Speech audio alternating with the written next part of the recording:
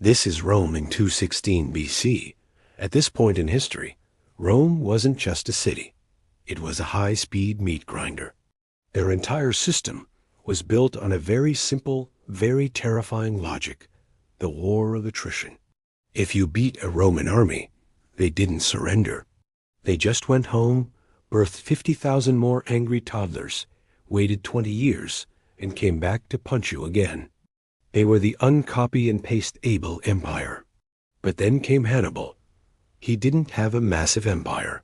He didn't have endless reinforcements. He had a ragtag group of North Africans, Spaniards, and Gauls who were only unified by one thing. They really, really hated Rome.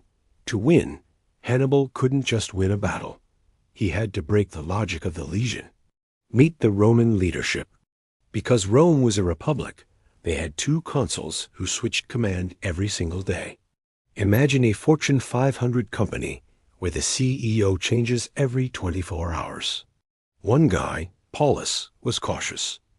The other guy, Varro, was, let's call him enthusiastic. He wanted the glory. He wanted the win. And he had the biggest army Rome had ever assembled. The Roman stats, 80,000 infantry, 6,000 cavalry. The Hannibal stats, 40,000 infantry, 10,000 cavalry. On paper, Hannibal is toast. If this were a math equation, Hannibal is $x$ and $x equals $0. But Hannibal understood something the Romans didn't. Space is a resource, and gravity works in circles. The Romans deployed in their classic triplex aces formation, but they made it even deeper and denser than usual. They wanted to create a human steamroller. They thought, if we make the rectangle thick enough, we will simply walk through them. Hannibal looked at this giant, slow-moving wall of meat and did something insane. He put his best, most expensive troops, the North Africans, on the far left and far right. Then he took his most disposable troops, the Gauls and Spaniards, and pushed them out into a convex crescent.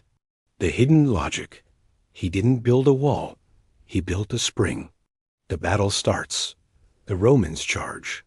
They hit the center of Hannibal's line. And, as expected, the Gauls start screaming and backing up. To Varro, the enthusiastic CEO, this looked like a victory. He yelled, "They're breaking. Everyone into the middle. Push harder."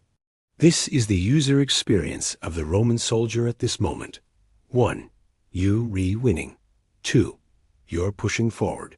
3. It's getting a bit crowded. Because the Romans were so obsessed with the win in the center, they kept funneling more and more men into the gap.